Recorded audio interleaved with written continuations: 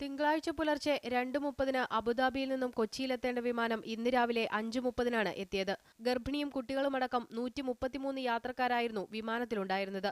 റംലാൻ വ്രതമെടുത്തവരായിരുന്നു യാത്രക്കാരിലേറെയും. വ്രതം അവസാനിച്ചപ്പോൾ ഒരു കുപ്പി വെള്ളവും ബ്രെഡും മാത്രമാണ് അധികൃതർ അനുവദിച്ചതെന്നും യാത്രക്കാർ പറഞ്ഞു.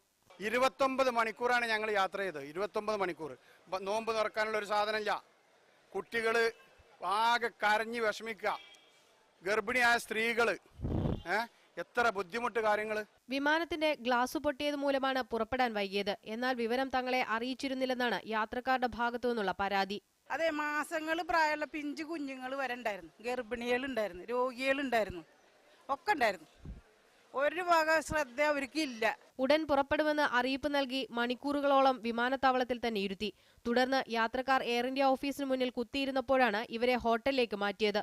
തകരാർ പരിഹരിച്ചുവെന്ന് പറഞ്ഞ് ഹോട്ടലിൽ നിന്നും തിരികെ കൊണ്ടുവന്ന് മണിക്കൂറുകളോളം വിമാനത്താവളത്തിൽ ഇരുത്തിയെന്നുമാണ് യാത്രക്കാരുടെ പരാതി. മീഡിയ 1 കൊച്ചി.